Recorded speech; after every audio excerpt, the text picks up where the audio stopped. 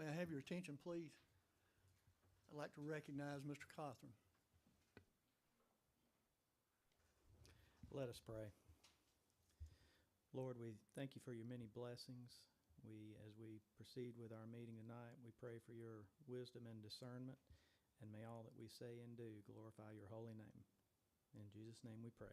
Amen. Thank you, Mr. Cothran. Would you please stand and join us in the Pledge of Allegiance?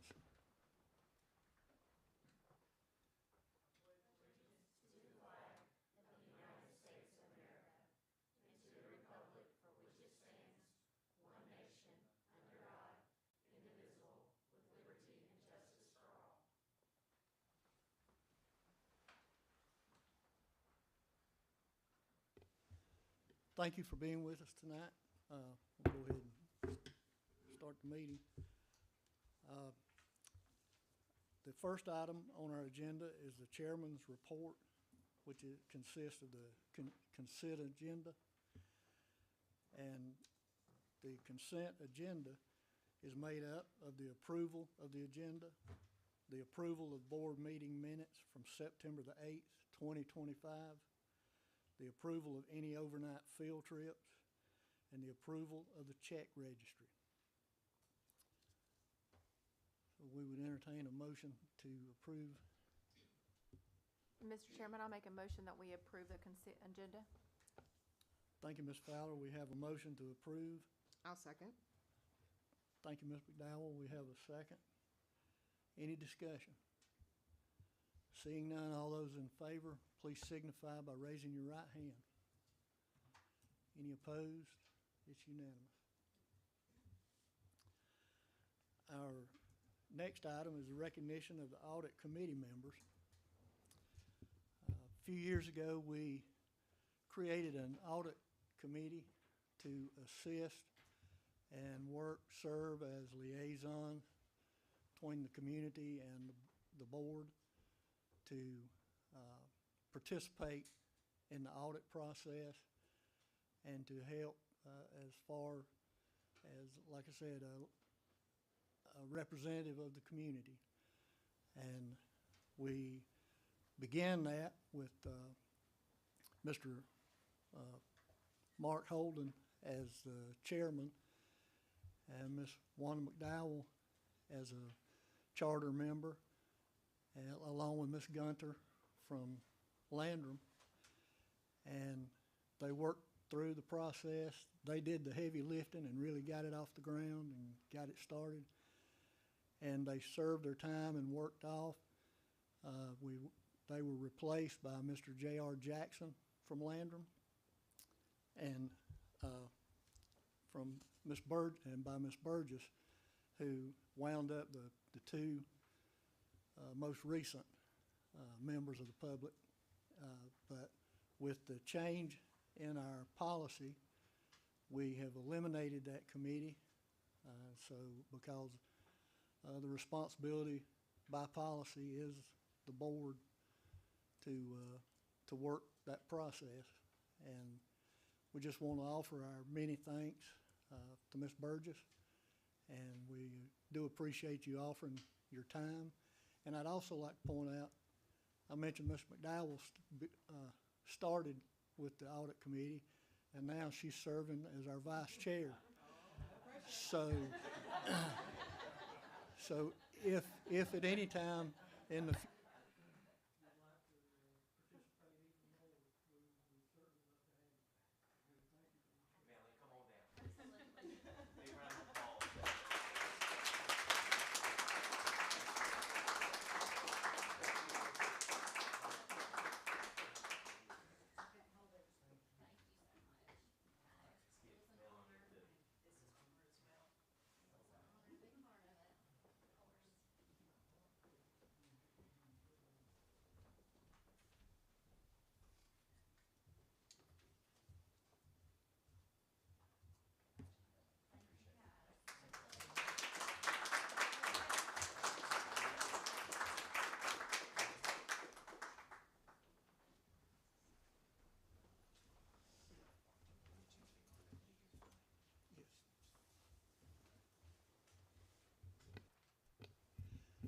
And if you would, I'd like to give a round of applause for Mr. Jackson. He couldn't be with us tonight.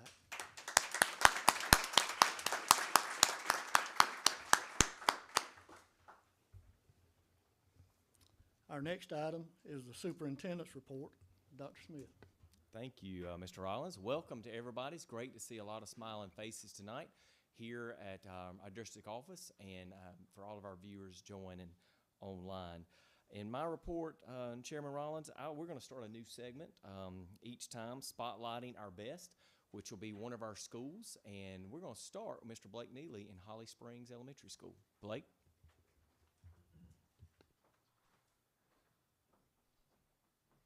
Barbara wanted to clap. It's okay, Barbara. You can clap for it. It's okay.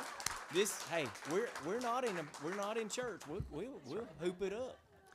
Well, first of all, it's an honor and privilege to be here tonight. Thank y'all for letting us share some of the great things that are going on at Holly Springs Motlow Elementary School. So, if you don't know this, elementary schools, we love a good theme. So, from year to year, you never know what you may find, but this year our theme is It's Game Day. And so I thought I would share out just a little bit of what our stats are this year. So we have approximately 500 students sitting with us at Holly Springs Motlow in K4 through 6th grade. And you can see it kind of rises and falls a little bit depending on the year. But that's just a little bit of our demographic and how many students we're currently sitting at. But I wanted to kind of focus more so on some of the focuses that we as a faculty and a school are taking and making this school year. So with it being game day, we needed to have a game plan. And so what we wanted to do as the school year started was to prioritize what was important in our buildings. What do we need to spend most of our time and most of our effort on? And of course, things pop up to the top: student achievement, student engagement, climate, culture, those things that truly make a difference day in and day out, relationships. And then we had to determine how we were going to prepare to make those priorities happen. And then this is where we talked with our staff about this is where kind of the nitty-gritty happens. As you're going throughout the school year, you have to continue to pursue those things as the newness is wearing off, but just to continue to reflect on what we prioritized, how we prepared for it, and then sticking to the plan of pursuing those things. And then if we hit a bump in the road, how are we going to polish it and continue to reflect and start over? So those were some things that we were working on as a staff, and we decided to not only take that mindset as a staff, but also how do we portray a whole team approach to our students? Because if you look at it, they are the majority of who is in our building. And so the mission has to be evident to them. So what we did is we tried to make it as child-friendly as possible. And so every classroom had a book purchased for them this school year called Sometimes You Win, Sometimes You Learn for Kids by John Maxwell. I am not going to sit here and read you an entire book tonight, so I do not want you to worry about that. But I did want to read 2 pages. And it says, when things don't go well and a loss comes your way, the question to ask is, did I learn today? Always do your best, then stretch to get better. Go further, be a go-getter. So when things are harder than at first they may seem, it's improvement that matters most to a team. Woggles are winners, yes, that much is true, but whether you win depends upon you. Winning takes effort, this much you will see. What you learn from your loss can bring victory. So we wanted to go ahead and instill in our students. Our leadership team went around and read this book to every classroom. We talked about what a growth mindset is, that sometimes the days are hard, and sometimes you have struggles that you have to overcome, but it's not did we win today, but did we get better? And so continuing to focus on that mindset of how we can continue to improve day by day. So that was something that we wanted to do and focus on as a faculty and staff, and our kids seem to be taking it to heart. So we hope to continue to see the results and the benefits of that mindset throughout this school year. The last part that I wanted to share with you all today was an initiative, so to speak, that my leadership team and I, along with our school faculty, wanted to tackle this school year. we wanted to continue to build relationships with our stakeholders and continue to improve those things. And so we decided it was going to happen through 3 methods: communication, a strong social media presence, and events that happen in and out of our building. I'm going to take a moment. I have a wonderful leadership team that's here with me tonight, and they help to make these things that y'all see a reality. So I wanted to just take a moment to thank Ms. Thompson and Ms. Nix. But some of the ways that we communicate, we have transitioned from a school or a paper newsletter to something more digital that's more user-friendly for a lot of our parents. It transforms what we are sending out as updates into a very user-friendly format that pops up on a computer. It pops up on a cell phone when you click a link, and it can be posted to our website as well. So it just makes it more on the go with our parents and our population, and also just highlighting the positive things that are happening in our building through social media presence. Something that Ms. Thompson had the idea to bring to Holly Springs Motlow was something called Fist Bump Fridays. So we have been privileged to have our Holly Springs Motlow Fire Department come and be with us, as well as our Chapman football players. So they have come on Fridays once a month, and they just greet our students with a positive smile, a fist bump, and tell them to have a great day. And we are hoping to have our school board there with us in the coming months as well. So we look forward to having you with us on a Fist Bump Friday. We also have been opening our doors for various activities like Meet the Teacher or Open House, where parents get to come in and see the things that are happening in their classroom, get to participate in some of the hands-on activities, and celebrate the success that is happening academically. We just had our Fall Festival, which is a very, it's anticipated in the Holly Springs Motlow Elementary School community. Our parents come, previous students come back and visit, and there are rides, food trucks, and those kind of things, and it's really just a time to have fun with our school community and family, and that is made possible through the relationship we have with our PTO. They work very diligently to make that happen, and this year we were blessed with multiple sponsors who sponsored a ride or the rock wall and those kind of things so that the funds could stay going towards our school and our children. We also have a positive referral cart, so our teachers have the opportunity to spotlight the students in their care, those in their classrooms, or those who are not in their classrooms. If they see a child doing something great, they can put in a positive referral. Mr. Loso helped us create some type of certificate. They fill out a form, and it comes out as a beautiful certificate that we can print out. So, Mr. Loso, thank you for that. And then the prize cart comes around. They like the certificate, but let me tell you, they also like the prize cart. They like the candy and the toys and those kind of things to do that. And the last thing that I wanted to just mention in regards to how we are trying to build relationships is through our new Bulldog News program. Miss Leanne Trainum has a background in communications, and she has put together a Jam Up News program that happens week after week, where teachers are spotlighted, students are spotlighted, and the news in the school are highlighted. The last thing I wanted to share with y'all, I knew I had a time limit, but I wanted to take a moment just to celebrate that Holly Springs Motlow is able to house our District Teacher of the Year this year, Miss Stephanie McSwain, as well.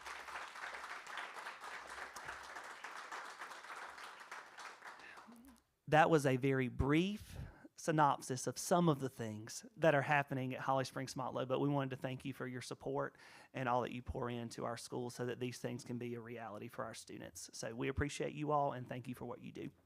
Hey, Blake, hold on. Blake, hold on one second. Why did you put a picture of my dad up there when I was the District Teacher of the Year? That picture, who was that old guy on the far right? Was that me? Listen, I was just using what I had, Dr. Smith. I was just using what I had. I mean, all of a sudden, my dad's up there. Yeah. So let me say this. Blake and his team have done extraordinary work, and I am so proud of the work going on at Holly Springs. What I'm most proud of is the positivity and loving those children. That positive referral stuff moves climate in schools, and when kids feel safe and when kids feel encouraged, they do what God made them to do, and that's be bright, incredible individuals. So your team, I would like for Miss Hillary and Kimberly Nix, Hillary Thompson, y'all please stand. And Blake, I'm going to save you one because Blake forgot to mention very important person also, Miss Lauren Neely, his wife. Please stand. And this round of applause for the team.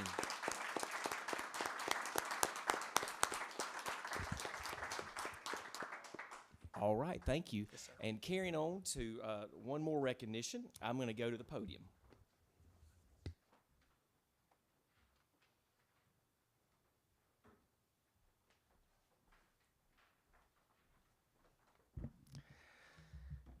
School board community, very special night. I would like to recognize the Cliffs Resident Outreach. This group has just been, in the last really year and a half, has been instrumental to work going on in Spartanburg District 1. We have invited our friends tonight to join us, and I'll get to y'all in a second, but just give me a little point of privilege here to recognize the work that they're doing. And I'll give Amy Walker, Dr. Walker from Landry Middle, she started telling me about this Cliffs group. And I golf some. I'm not good, but I'm aware of what Cliffs, I just know they have golf courses. Drive by them. Never played there, never been invited. Probably can't afford it, but, you know, we'll see. I'll have to pay my way. I can't take anything. But anyway, maybe just the invite. Barbara, get me. I know. I know. I'm on it. But so I wasn't familiar with your work. And then when Amy, Dr. Walker, started telling me of the work that you were doing at Landry Middle School, and then I was able to meet you guys and just to see the impact they've had. And these folks came to us asking for ways to help our children. And I respect their mission. If it's not directly impacting a child, don't ask. I love it. I love it. If it doesn't directly impact a child, don't ask. Because what they're doing with their charitable organization is raising money to impact children. And I just can't thank y'all enough. And before I personally recognize each one of you, I just want to tell the body the work that's been done. And again, this is in a year and a half. Inman Elementary, they've donated $1,431 for iReady magnetic reading or reading kits for our kindergartners, and a book vending machine. They invited me to be out for that. It was incredible. Our children get, if they do something positive, they get a positive referral from Inman Elementary, and they get a free book, and they love it. So, you know, I grew up wanting to get the candy bar. I know that's not healthy. That's not great. Well, now they can get knowledge and get a book. So thank y'all for that. At Opie Earl, they've donated $3,295 for Reflex Math Program to assist our students in building fluency in math facts. At Landry Middle School, get ready for a long list. And listen to this number, $55,472. You heard that right, $55,000. For a virtual reality classroom. They bought all the equipment for an archery team that we have set up there. They have bought multiple band instruments for the music program. They have bought a small greenhouse, and there's really no inexpensive greenhouse, but it is. I just didn't want y'all to think it was this great big old, but it's a one that suits our school's needs, along with the tools and raised beds and all the different supplies that our students need there. And you know, at Landry Middle, we had a very healthy FFA and club there with our future farmers. Chapman High School, they've donated $9,477 for our robotics class for our engineering students. And to Spartanburg District 1, last year, they donated $5,000 for our first Rhythm of Joy Ball, which was our special needs prom. And that was several of y'all attended there. So yes, big round of applause. And I didn't have time because we had a work session for this, but a principal was blowing me up with text because I did ask them to make sure I didn't miss anything. But I don't know what, because I haven't read my text yet, but I know you funded something else at New Prospect Elementary School. Do y'all know what that is? Yes, $5,700 to contribute to the transportation costs for the 6th graders Barrier Island field trip. Wow.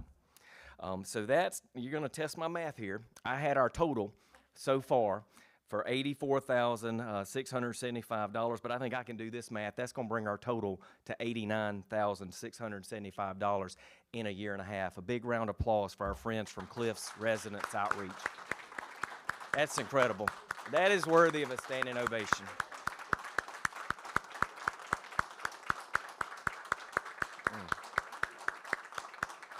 Thank you all. Thank you all. So now I would like to recognize each individual, and Mr. Rollins is going to help distribute a small token of our appreciation. There's no way we can appreciate $90,000 worth, but we're going to try with some mums and some candy apples and some coffee. I mean, Paula did great, and I do thank Paula for getting those together. Very nice. But I would like to recognize at this time, and if y'all will remain standing and come up here, Mr. Rollins will hand you your basket, and I want each one to stay, and we'll have a group picture. Our president of Cliffs Resident Outreach, Miss Jennifer Everett.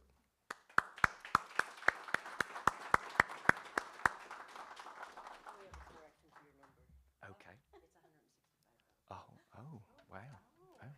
Well, I'm gonna go with her number. She said that's 165,000. We will take that. Okay, for First Tee. Gotcha. I did not get that information, so yeah. I'll reprimand a principal in the morning. It's okay. It's fine. They'll just be crying. No. Very good. Thank y'all. And Mr. Perry Helm, Vice President.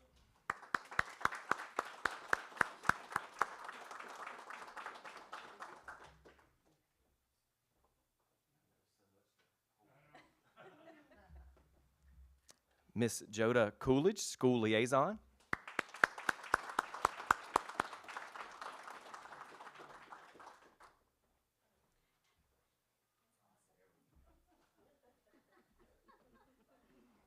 And Miss Anna Marie Tetamonte, School Liaison.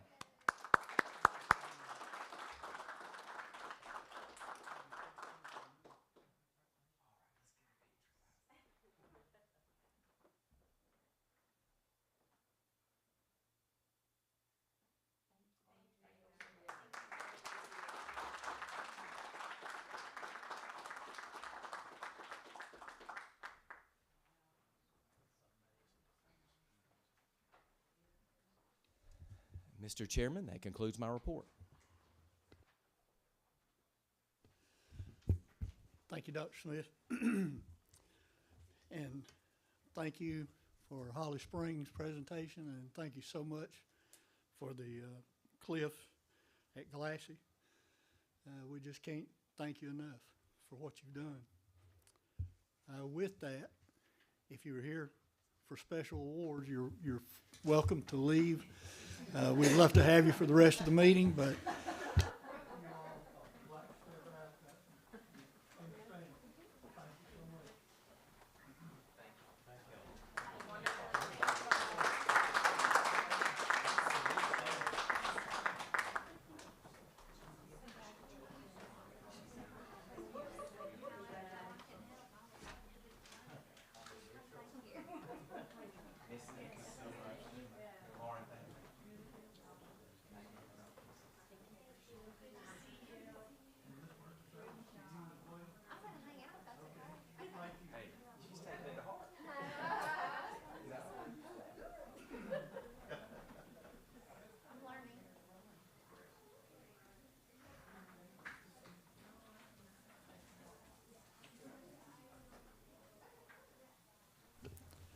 okay, our next item is the personnel report. Dr. Beeson. Thank you, Mr. Chairman. Board members, as you saw from your packet, there is no personnel report this month. That's a good thing. But I did want to share some updates regarding the Educator Assistance Act of 2025. 3 of our board members actually attended a session earlier this year, and they got some information regarding this. And so a couple of weeks ago, I shared with our faculty and staff a newsletter giving them some updated information regarding the Educator Assistance Act. And obviously, the intent of it is to provide a work climate that's conducive to retention. And so with that said, I just wanted to briefly overview a couple of the items. Breach of contract has changed in that now it becomes more of the responsibility of the district to determine whether or not a person is in fact in breach of contract, and this is in collaboration with the board as a whole. And that this report has to be given to the State Department within 60 days of the breach. One of the biggest pieces that changed with this is that they really do look at the bona fide changes in residency. And so those folk would no longer be considered being in breach of contract. If they're moving outside of, for us, it would be Spartanburg County. Teacher employment and assignment notifications. One thing that we went ahead and did this year was we already put processes in place to accomplish this. It's our goal to issue contracts in April, in early April. Although we're not required to issue them that early, we try our best to issue them before spring break so that everyone has them in their hands, with the understanding that they do not have to return those to us until May 10th. But even with that said, so they're notified even then, and we added language to our contracts even for the 25-26 school year to accomplish the goals of making sure that people were aware of their projected compensation. And that language just simply says that at a minimum, they will receive the salary that they're currently receiving. Because as you're very aware, at that point in time, our budget hasn't been passed for the next school year. So we're not able to give them that definitive amount that they will be making, but being able to give them, let them know that at a minimum, they will make what they're making for the current school year. Also, on July 1, all of our principals emailed all of their faculty and staff acknowledging that their assignment was their school for the 25-26 school year. Another part of the Educator Assistance Act regarding retired educator certification. In the past, if you wanted a retired educator certification, it said substitute only. With the new act, it now will actually put those areas where you are certified on that retired certification. And so for folk whose certificates expire June of 2026, who are interested in shifting from their professional certificate to the retired certificate, the State Department is putting a process in place for them to be able to do that. The professional development and renewal, we have always tried our best to make sure that we provided opportunities for teachers to earn credits toward renewal certification. But this year we've stepped that game up. Mrs. Center, the curriculum team have worked very hard to make a plan. As a matter of fact, this past Friday was one of our first activities where we had pretty much a conference that was sponsored by, it was sponsored internally, meaning our teachers were the presenters. And our teachers presented to other teachers, and I understand that it was phenomenal and very, very well received. One of the goals of this particular part of the act is that districts have to guarantee that teachers can earn 24 renewal credits a year. And if you multiply that by 5, that gives them their 120 credits that they have to have for renewal. And so in essence, what it's doing is it's relieving teachers of having to worry about going outside to get those renewal points that they need in order to recertify. The exception is for teachers who do not have a master's. They do have to have one graduate course within that 5-year cycle. And Trish, I do want to thank you for bringing up our Empower Conference. It was amazing. In 28 years of education service, I have never seen teachers deliver their own professional development to other teachers into the level of expertise that I saw Friday. We had multiple sessions going on from 8 o'clock to 12. I got to hit 8 sessions. It was incredible. So kudos to Ms. Center and her team But what a gift for our teachers to be able to share with other teachers. And, you know, it's one thing for leadership to give out things, but man, they really seem to take it really well from colleagues. So it was very successful. And thank you all for putting that together. Two other pieces, the work experience credit for teachers. What the State Department is trying to do is give teachers credit for work experience that they may have had before becoming teachers. The two biggest caveats to this are the work experience has to correlate with their certification. And the second one is it is not retroactive. And what I mean by that is, let's say that I had this experience 20 years ago. They're not going to go back and give me they'll go back and give me 20 years of credit, but that's a one-timer. And by that I mean, so for 26, 27, their salary would reflect that one time. In the past, the way that has worked, if you had experience added, they would go backwards with it. One question that I got from someone was regarding how it might impact retirement. And my response to them was, I would think that if you had work experience that was part of the retirement system, you would have already gotten that credit. I can just recall, and I'm just really, really old, but I worked at Spartanburg Regional when I was in college. And Spartanburg Regional was in the state retirement. So when I became a teacher, I actually got that credit as part of my retirement. So I would think that that piece would be how they would work that, and that wouldn't impact this work experience piece of it.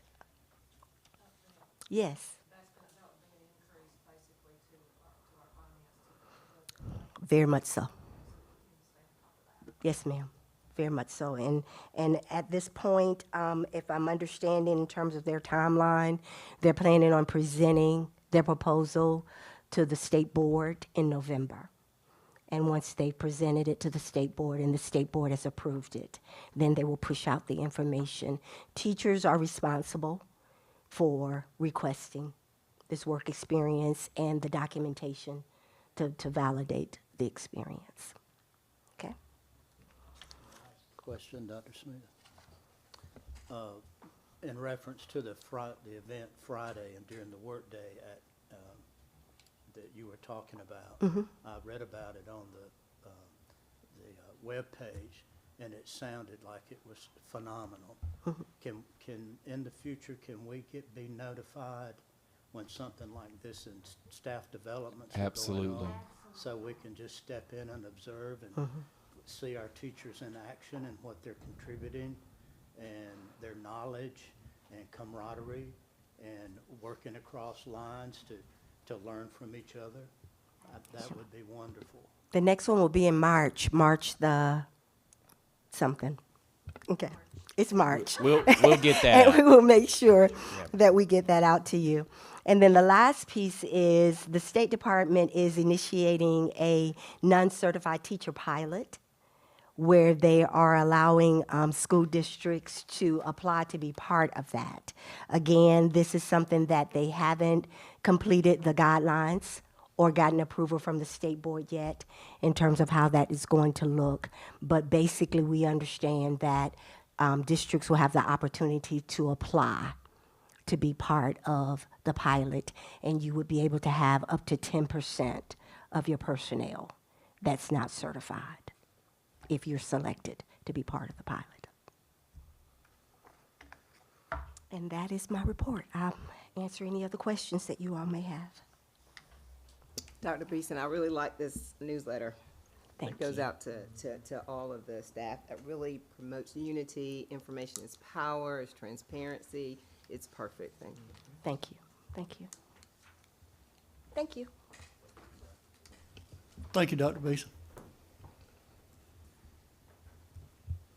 Our next item is the curriculum update. Ms. Erica Center.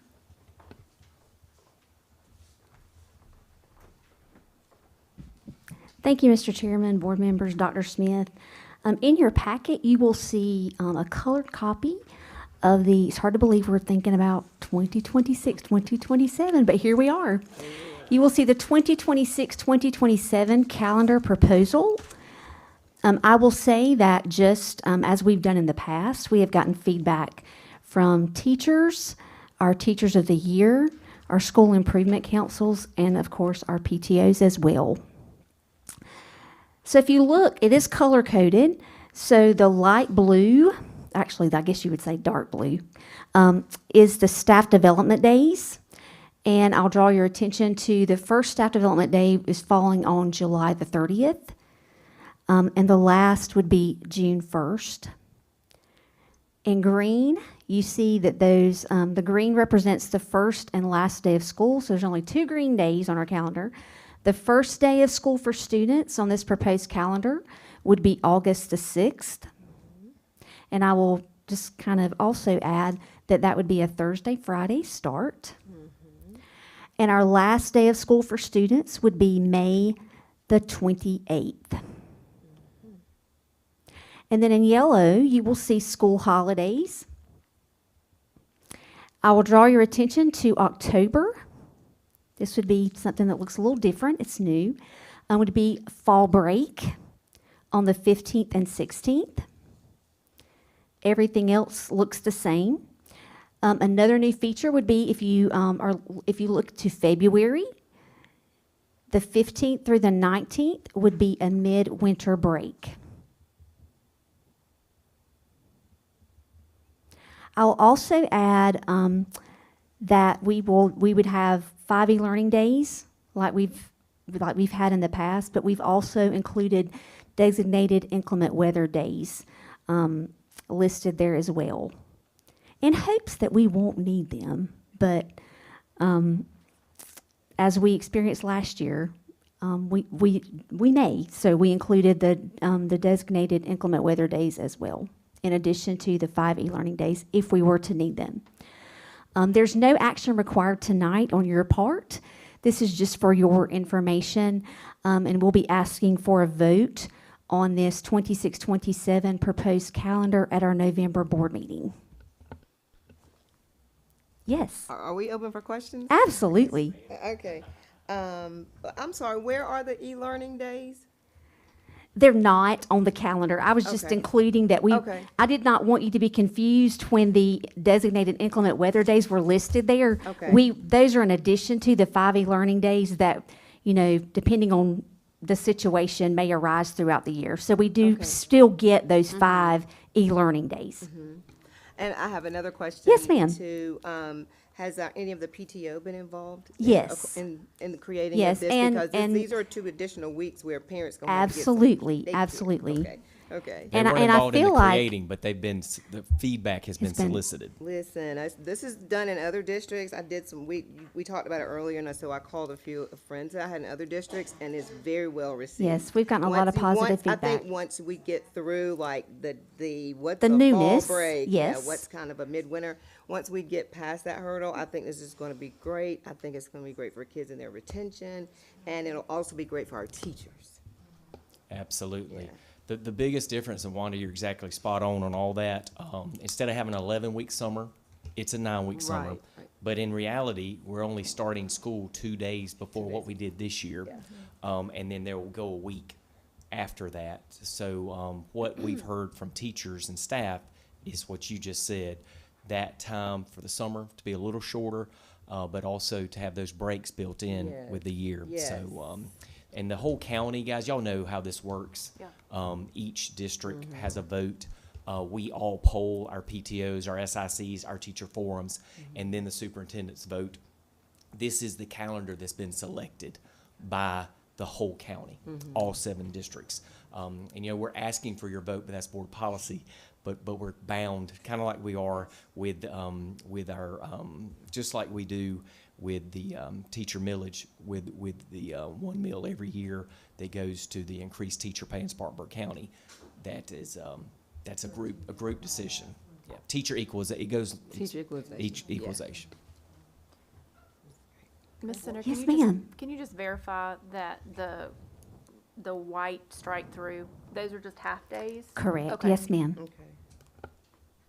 So the whole district, the all of the district during these additional days, like support staff, everyone will be off these days. Is that correct? The whole district or So not? 240, that's a great question, It Barbara. is a great Well, question. Great that's question. one of my questions. I've So been concerned. 190 employees, 190-day employees, teachers, support staff, yes, absolutely Okay, right.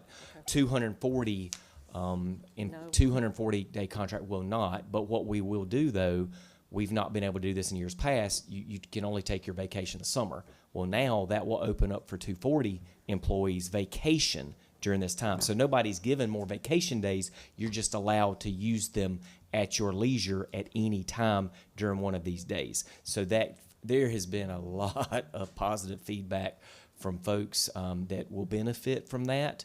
Because it just opens up the calendar. Because those, and I think some teachers and staff are going to find some of those vacations are a little bit more inexpensive, a little cheaper in these off times. And we actually think it's going to help with our staff absenteeism. We do believe it will play a positive role because when staff has had to be out in years past, you know, they take some trips, and now you can point them to these times that are already built into the calendar. Dr. Smith, what about the ones in between, like your 220s, your 215s, and things of that nature? Also a great question. We are working with the other districts. District 7 sent out and has every scenario possible. Okay. We've received that. We're going to review that for our purposes. So we will have all that. Dr. B gets to do all that. She's so excited. Look at that face. So excited that she gets that task of making sure it's fair for everybody. But we are on that. Thank you so much. Thank you, Ms. Center. One question. Yes, ma'am. Yes, ma'am. Mr. Skinner pointed out that one of the half-days, the 28th is also or 27th is also an inclement weather day. That's okay, right? That we still have enough days in, even if, There's enough days built in the calendar, and it's our understanding, Eric and I actually talked about this before we came down here. It's our understanding last year they were able to use that. The State Department allowed us to use that for a makeup day.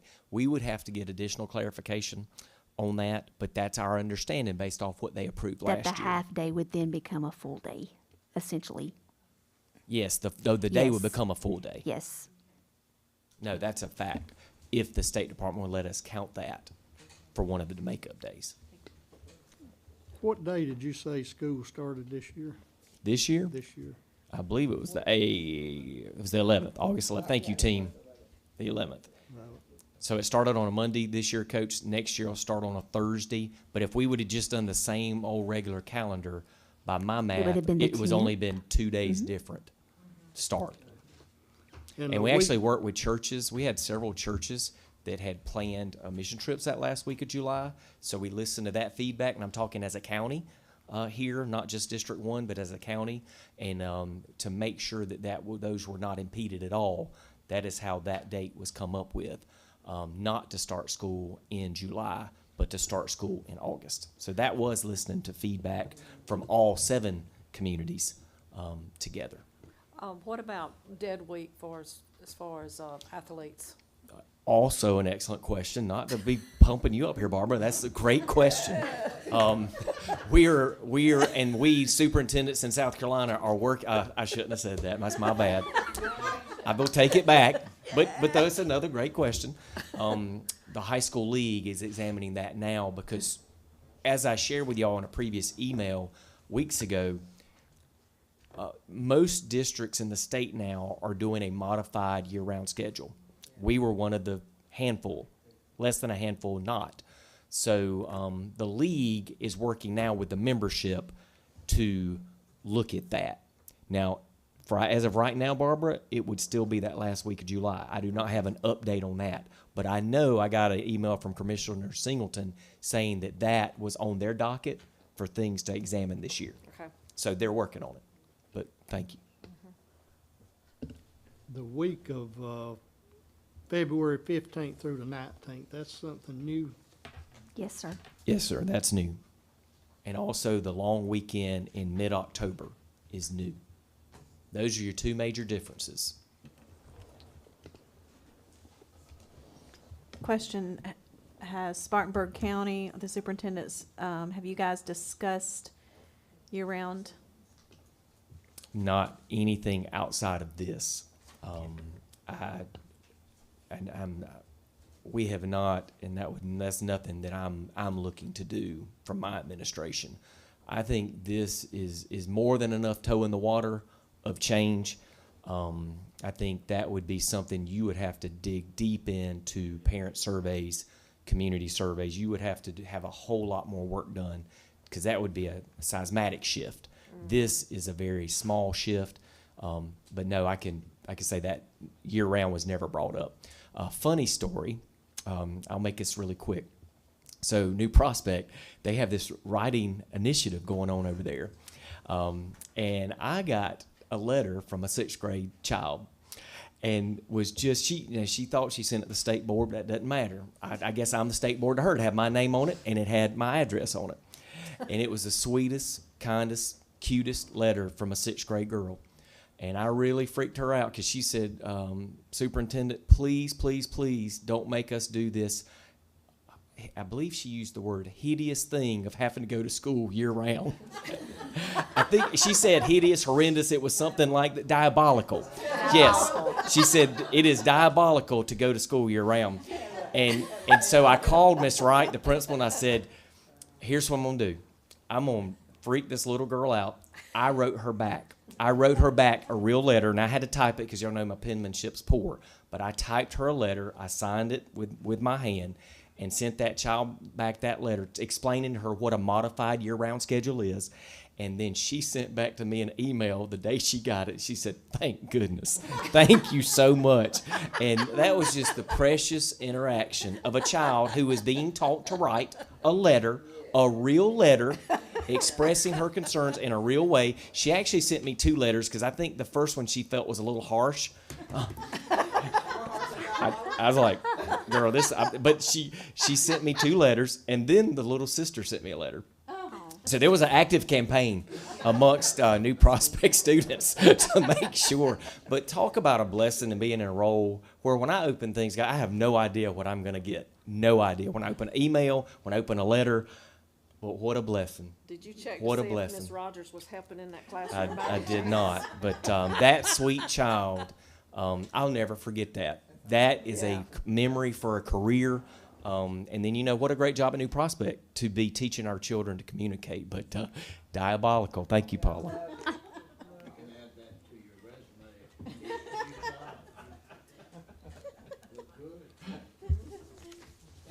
Thank you.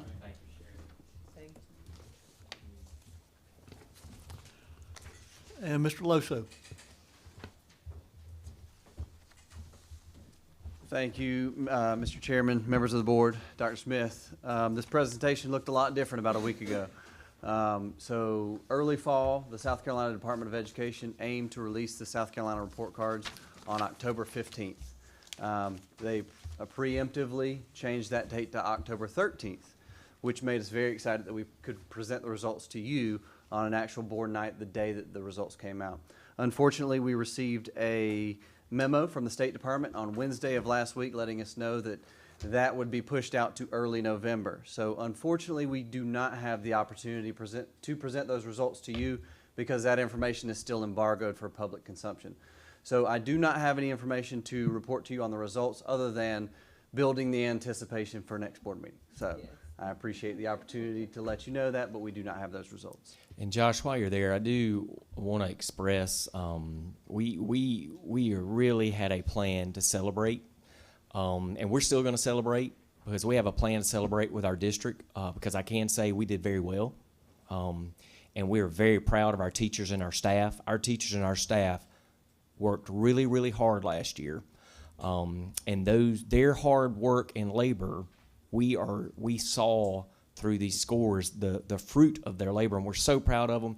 We actually have a plan to go out with the district and celebrate school by school, where the district office will be serving, and we're not going to give it away right now. We'll tell you later about what it is, but it's going to be great because we're going to celebrate our people. Our people crushed it last year.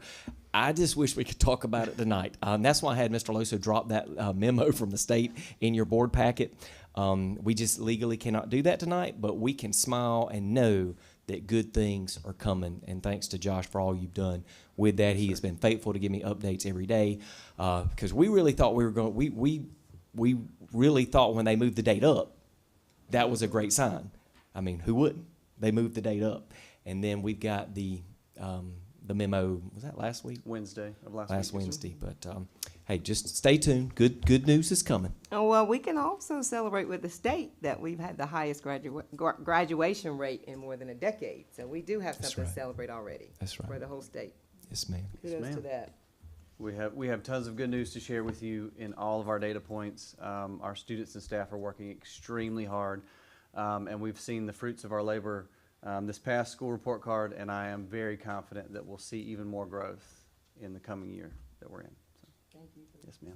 Thank you. Yep. Thank you, Mr. Loso. Next, we have our policy report.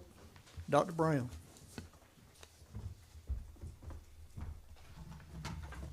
Mr. Chairman, Dr. Smith, board members. So tonight I'm bringing forward for the second reading those policies BE, BEA, GCLE, and JLCG. And I think that is right there in your policy report that Ms. Brooks has given you. So again, this is a second reading tonight for these four policies. Just want to make one quick little reference point to BEA, which is that new policy based on the state law for live streaming of board meetings. There's that little blue section there, just revised to an online digital platform instead of tying us to one specific digital platform, which we publicize those on YouTube. But in the event, in my conversations with Mr. Atkins, just in case their regulations change on anything with you put anything on YouTube, we're just going to say an online digital platform. And of course, we have to have 2 days notice with what that actually looks like, and we have to publicize that so that's available to the public, and they're going to know where we're going to live stream it. So I just want to make note of that quick little revision to that little blue highlighted section as to where we will digitally stream our board meetings. Questions? This is I have a, oh, go ahead. No, you Tiffany. go ahead. No, I was mine's gonna real make the quick. motion. Mine's real quick on, do we need to make a motion first? Okay, can I, yeah, okay. I'd like to make a motion that we approve the policy BEA, the ones that Mr. Loso just Yeah, mentioned, BE. for their second reading. We have a motion to approve the policies for a second reading of the policies in our packet. Do we have a second? We have a second also. Thank you, Ms. Baker. Thank you, Ms. Fowler. And any discussion? Ms. McDowell? I do, mine's really quick, and it's probably there for a reason, but, in BE, the regular board meetings are scheduled at 7 PM on the second Monday of each month. Do we need to say, is there something, a reason we need to say the regularly scheduled time will be 7? Do we need to say that? Well, we do at times have other So times. so it's. I know the I budget see what you're session saying. is usually Okay. earlier and. So should we, I'm Yeah. looking back to Jada. yeah, yeah, I Well, think they're just- repetitive, or if they're not, then we need to explain why we said that they're regularly scheduled at 7. Yeah, too, and just know with, go ahead, Ms. Desmond. So, I'm sorry. The idea, Ms. McDowell, is having that set time. The School Board Association gives the reference, like, once you publish that calendar, you know that every Monday, the second Monday at 7 o'clock, there's gonna be the District 1 meeting.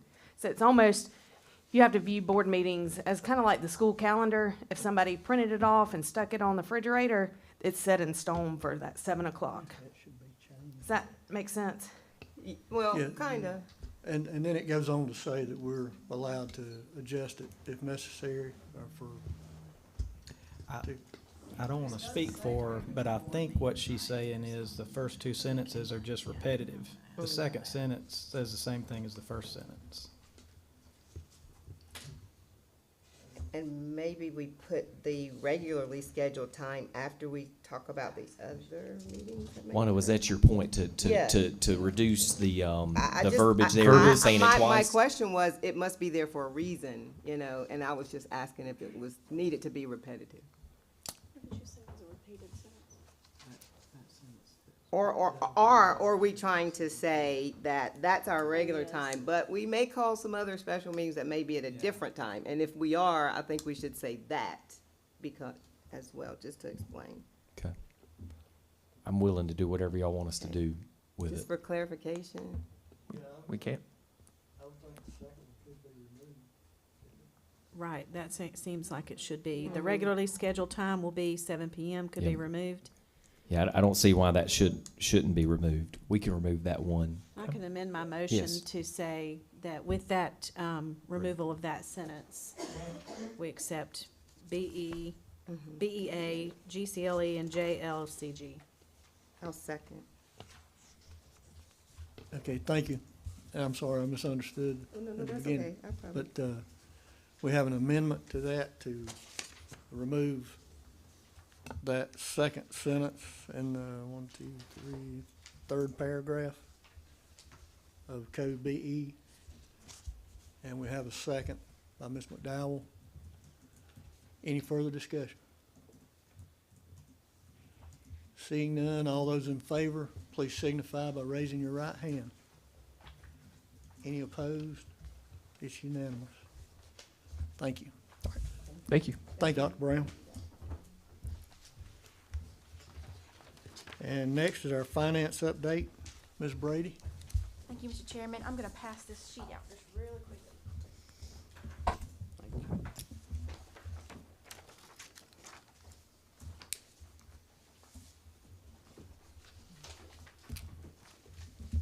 Thank you.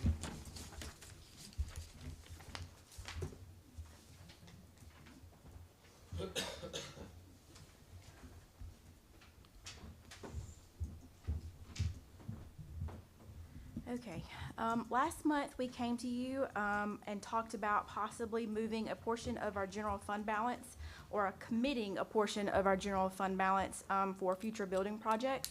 I passed this sheet out last month and I had, I think, 4 different scenarios.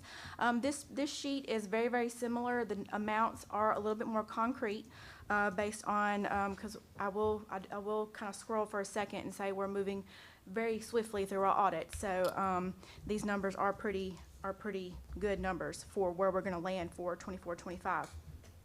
So I kind of wanted to talk about this sheet one more time and have a little bit of discussion, answer any questions, and then we would like to come and make a recommendation to commit a portion of the, these funds in the general fund balance for future building projects. So, if we move $10 million, that will leave us sitting at about 22%.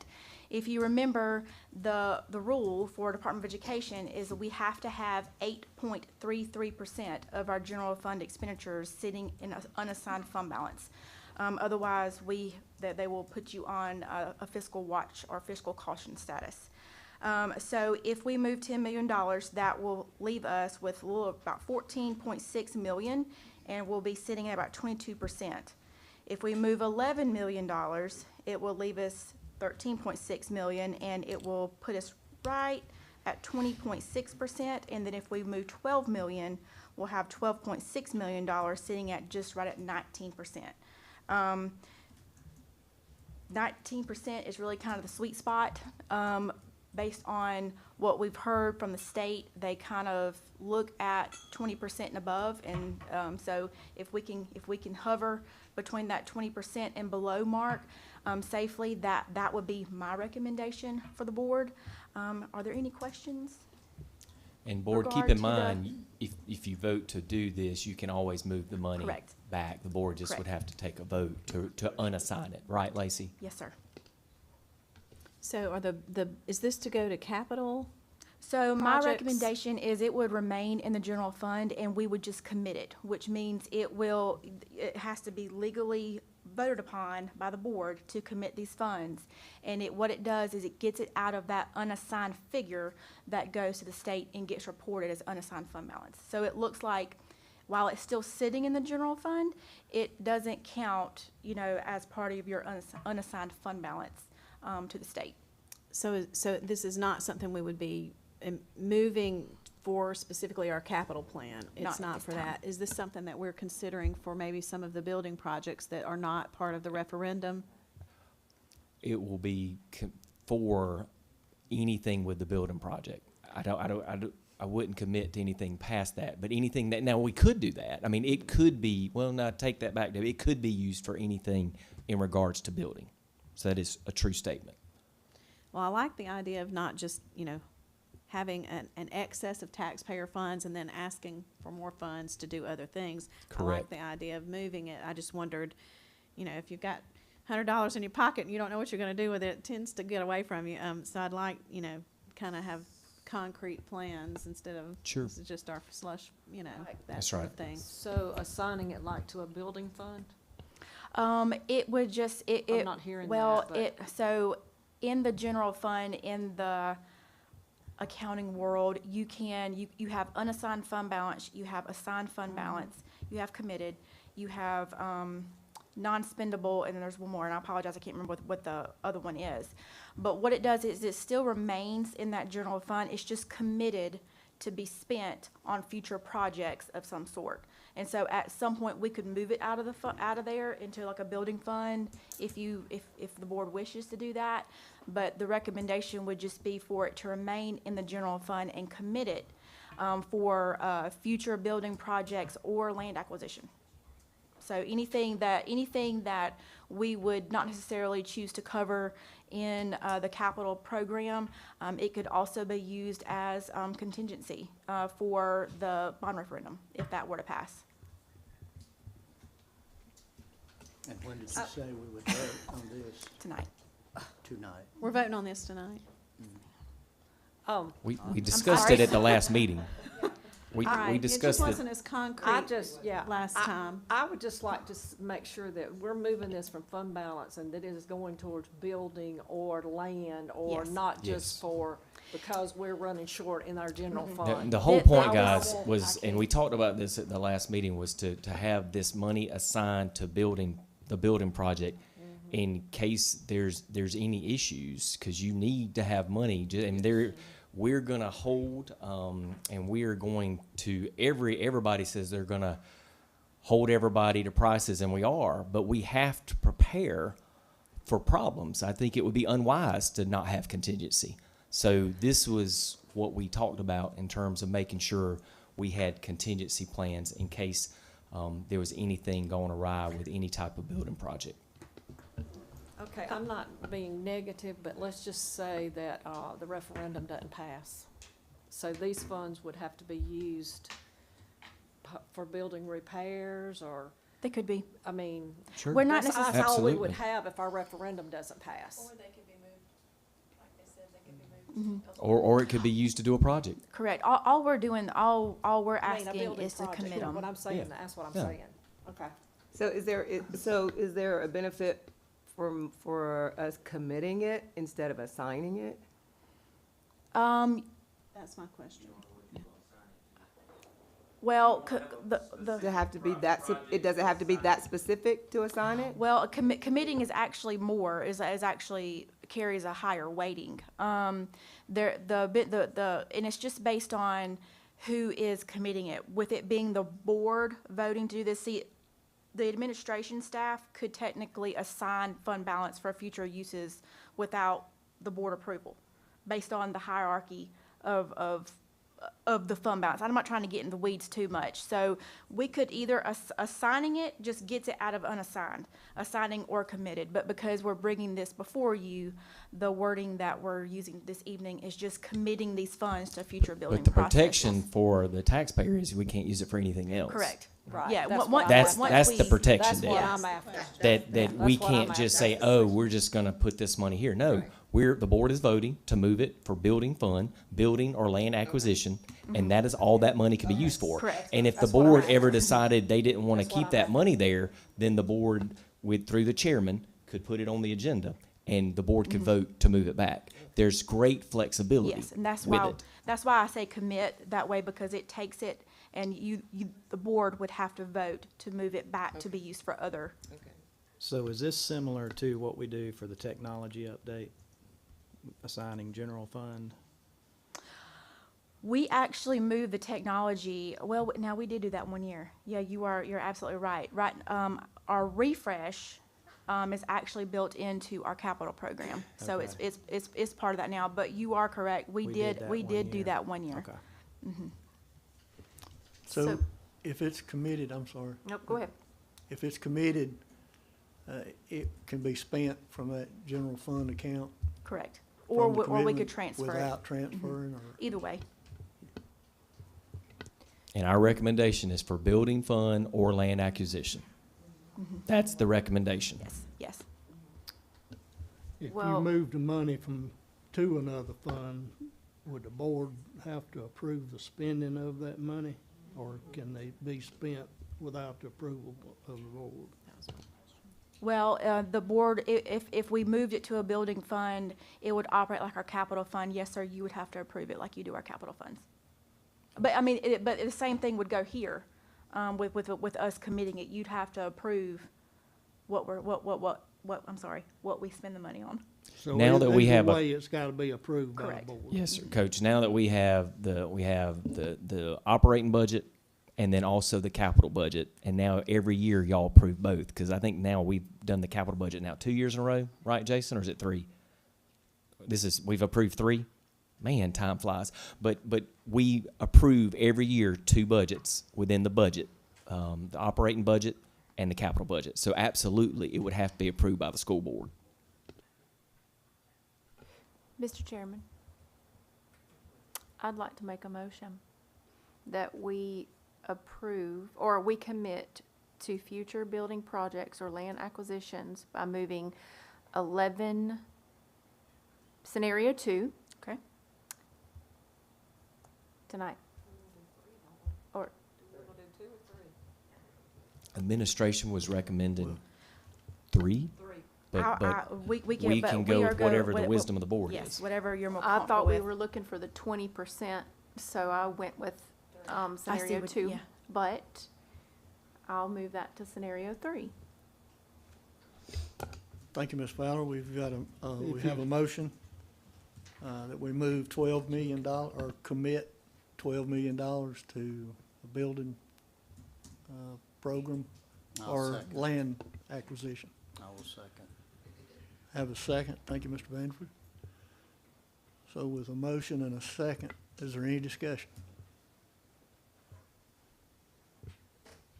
Just final clarification, I think this is what's concerning all of us, is this is something that we would still be able to say, okay, this is the piece of land we want to buy. This is the project we feel is important. The board's losing no rights or authority at all. So it's not with something that this. it would just be, well, we need to do this for Mabry, so we're gonna pull that money. It's not like because of the capital fund, we approved that. That's right. But then there's some leeway in there. This, I think we're concerned that perhaps this is our rainy day fund, and we want it, to go toward those large, purchases. So we're clear that's So what if that this money has to be is. used, it will be brought back to the board of how it's gonna be used. So that's what this is. Okay, Yes. all right, thank you. We will not spend that. That's not giving the administration authority to spend this money on whatever. Right, and we're not, again, trying to be negative, it's No. just, I think I everybody was a think little unclear. you're wise to because I ask remember how the us taxpayer also money will be spent. discussing- I remember us also discussing maybe doing part of one of the phases, one of the parking Sure. lots or driveways or And something. it could be. Okay, all It right, could so be. we This just never gives the nailed those board- things down. This gives the board a latitude to cover contingency, to cover other projects that it votes on. This would not just be, this would definitely have to be a vote from the board. Thank Yeah. you.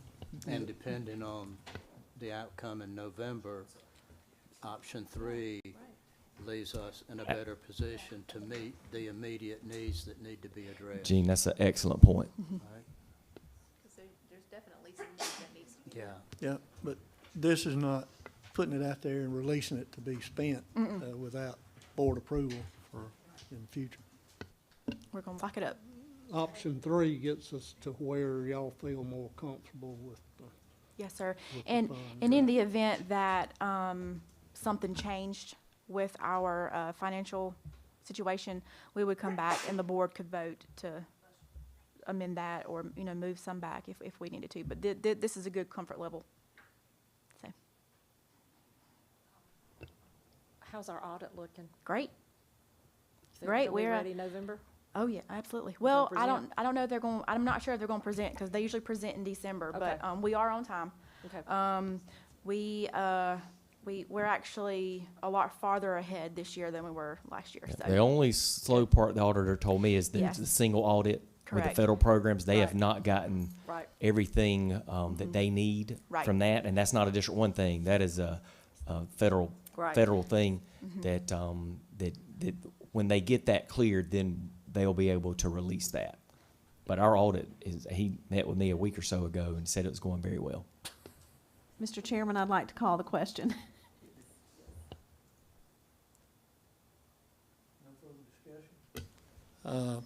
All those in favor, please signify by raising your right hand. Any opposed? It's unanimous. All right, thank you. Thank you. Thank you, Ms. Baker.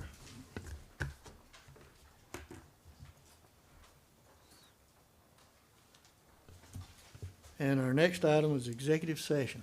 So we would entertain a motion to go into executive session. Mr. Chairman, I'll make a motion, we enter into executive session. I'll second. Thank you, Ms. Fowler. Thank you, Ms. McDowell. We have a motion and a second. Any discussion? All those in favor, please signify by raising your right hand. Any opposed? It's unanimous. Thank you. And we will be in executive session.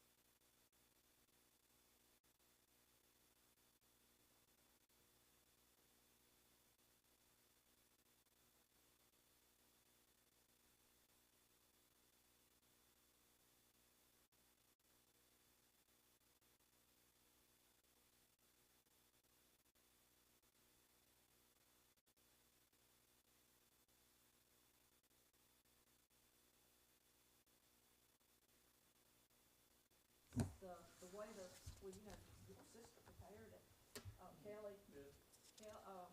And the superintendent, I mean, it's I think very well 4 is put simple. together. I don't think we should have more than 4 The options. one we did last year had for the ratings, 4 I like these, though. 3 proficient, 2 needs improvement, and 1 unsatisfactory. Okay, yeah. It added an unsatisfactory. That's okay with me. I It's kind of the same as needs Yeah. improvement, though. Needs So, satisfactory. so you guys are okay with a number for us saying, as when we go over the evaluation, we add all the numbers, whatever, and we, like, district strategic priorities, the board gives you a 4, or whatever the average is, the board gives you a 3. Is that how we want to present it to him? Or do we just want to say, needs improvement, exemplary, proficient? I kind of like How the do you number option, tabulate? because How then do if you how do you tabulate tabulate a it if you 1 don't? and 4 4s, then it would be more of a You could say accurate. exemplaries a 3, proficient's a 2, and needs Yeah. improvements a 1. Okay, Keep it okay, Yeah. so it means 3, 2, 1, okay, but you do want the, I mean, that's just my The opinion. Y'all can, That's what we did last year with the Yeah. numbers. okay, Will you be going with an average or with a total? You wanna have a total? that's totally up to you. What do you think? I think it's accurate if you tally all the numbers up, because one person may have a beef about one thing, but nobody else does. Right. So I feel like if you tally up those numbers, it's more of an accurate number. So total. I like this. Where? I like that because he's either below basic, proficient, advanced, or an expert. Yeah, that's Right. it on the question stuff, yeah. Right, but right here, he's Oh my either gosh. great, or he's doing a real good job, or he needs Wait, where improvement. are you? That don't really tell you nothing. That's my thing, Okay. it has no teeth. I'm talking about for any superintendent. Yeah, well, bring it up, share it with them. No, they won't like it. Genie's got something to share, he's looking at. I will make it brief. I'm sorry.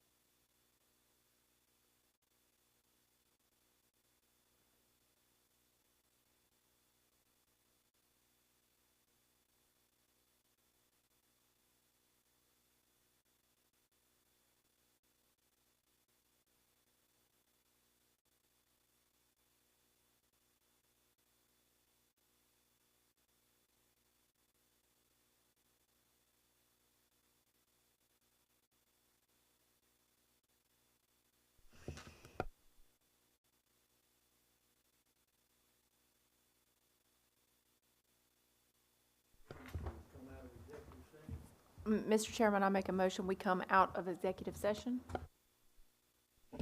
I'll second. Got a second? Thank you.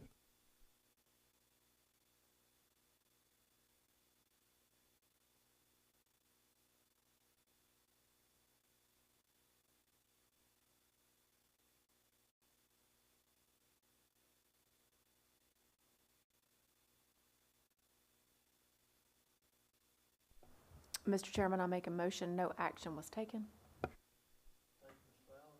I second it, Mr. Chairman.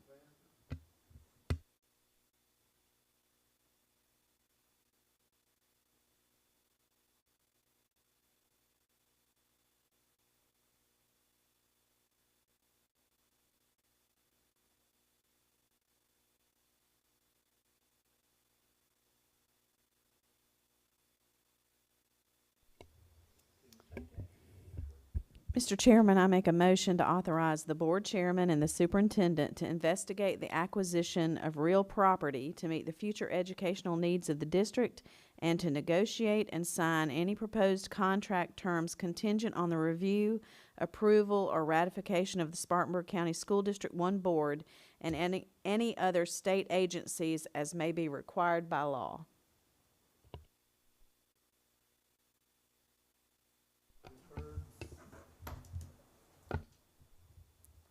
I'll second. Thank you, Ms. Hopper. We have a second. Is there any discussion? Seeing none, all those in favor, please signify by raising your right hand. Any opposed? It's unanimous. I think our work is done. Mr. Chairman, I make a motion, we adjourn. Thank you, Ms. Fowler. I'll second.